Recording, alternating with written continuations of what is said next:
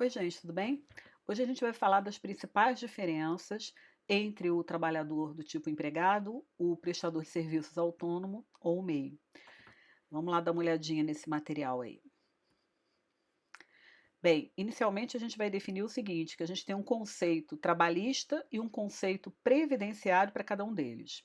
Quem é o empregado? O conceito dele está na CLT, entre os artigos 2º e 3º. Na verdade, pela combinação de ambos os artigos, né?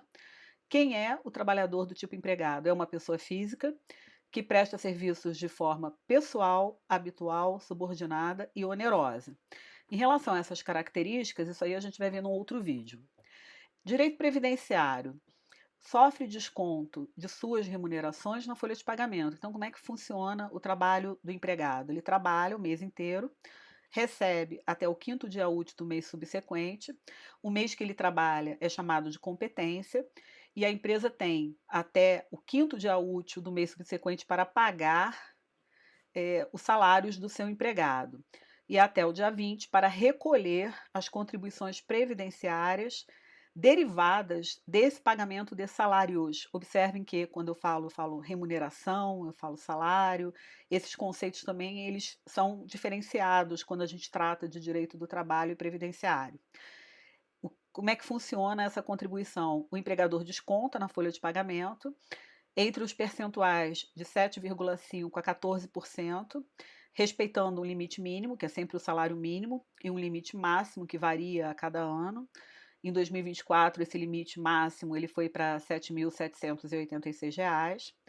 E aí, uma vez feito esse desconto, dentro dos limites estabelecidos pela lei, esse valor é repassado para o INSS, né? Hoje, na verdade, esse valor ele é repassado para a Receita Federal do Brasil, e esse valor é o que representa a contribuição do segurado perante a Previdência Social. É essa contribuição que é considerada carência, enfim, que é considerada para futuras concessões de benefícios previdenciários. Quem é o trabalhador autônomo? O trabalhador autônomo é aquele, para o direito do trabalho, que presta serviços por conta própria. Ele tem CPF. Cada vez ele está mais difícil de ver, né? Porque as pessoas elas começam a se organizar mais, começam a se formalizar. Por quê? Porque as próprias leis elas começaram a facilitar essa formalização do trabalhador autônomo. Hoje em dia, o indivíduo que é autônomo, ele tende a ser um trabalhador de menor escala. Ele presta serviços para tomadores que também são pessoas físicas. Porque, em regra, se eu vou contratar um técnico em refrigeração, por exemplo, eu não vou exigir que ele me apresente uma nota fiscal. Ele até vai me apresentar o recibo, mas eu, como pessoa física, não tenho nenhuma obrigação tributária em relação a esse trabalhador autônomo. Mas, para fins de direito do trabalho, até para a gente poder diferenciar esse trabalhador do trabalhador empregado, é importante a gente entender que esse profissional ele presta serviços por conta própria, diferentemente do trabalhador empregado, que é trabalho subordinado. Essa é exatamente a pedra de toque, né? Quando eu vou contratar, eu pergunto: eu preciso de um empregado ou eu posso contratar a prestação de serviços de um autônomo? Todas essas características aqui elas têm que ser levadas em consideração, né? Bem, para o direito previdenciário, o trabalhador autônomo ele é o contribuinte individual, ele tem o NIT. E como é que esse trabalhador autônomo contribui para a previdência?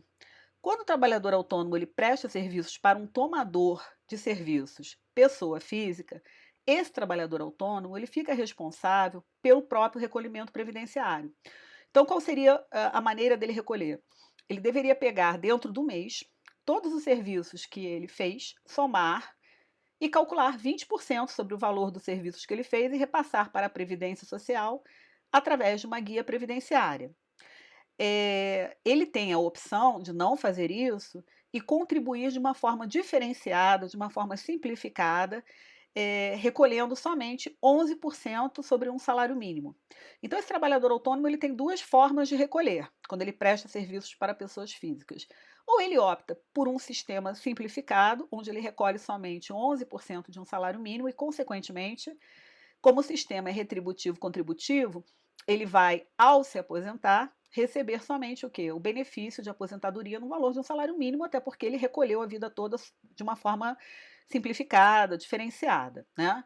Ou ele pode, né? Esse já é o trabalhador autônomo mais preocupado, mais previdente, ele pode não optar por esse regime simplificado e optar pelo regime normal. O regime normal é somar tudo que ele recebe por mês, calcular 20%, respeitando o limite mínimo de um salário mínimo e o limite máximo, que atualmente está em R$ 7.786, todo ano muda, né? Qual é a grande diferença? Bem, já está dando para ver que se ele contribui mais, ele tem uma tendência a ter um benefício previdenciário maior. Então, quanto maior for a contribuição dele, maior será o valor da aposentadoria dele. Também existe uma diferença muito grande entre esse sistema previdenciário simplificado e o normal. No simplificado, como ele contribui com 11% sobre um salário mínimo, ele não recebe aquele abono anual, né, que corresponde ao 13º do trabalhador quando é empregado, que, ao se aposentar, recebe a aposentadoria e recebe também o abono anual, que é o 13º do aposentado, né? Vamos chamar dessa forma. Bem, o MEI. Quem é o MEI? O MEI é aquele autônomo que começou a perceber que ele tem que se legalizar para poder prestar serviços para empresas. Por quê? Quando o autônomo chega para prestar serviços para uma empresa, o serviço dele fica muito caro. Porque além da empresa ter que reter 11% do valor do serviço dele, a título de contribuição previdenciária de segurado, a parte dele, a empresa ainda tem que acrescentar 20% sobre o valor do serviço. Então, quando o autônomo quer prestar serviços para uma empresa e ele não tem nota fiscal, em regra, essa prestação de serviços torna-se onerosa. E aí a empresa acaba procurando o quê? Uma pequena empresa, uma outra pequena empresa, para prestar-lhe esse serviço.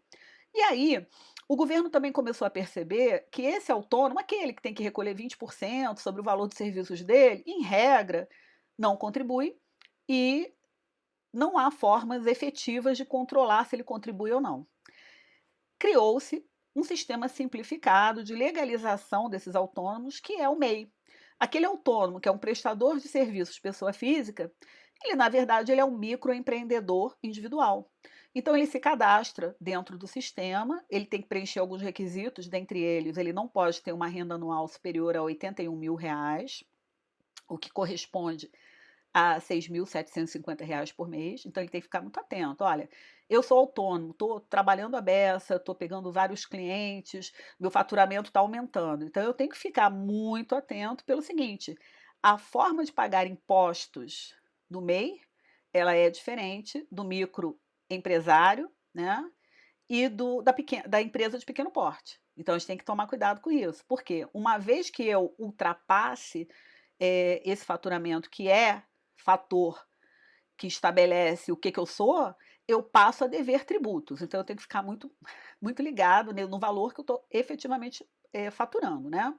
Mas digamos que eu fature 4, 5 mil por mês. Posso ser MEI? Posso ser MEI.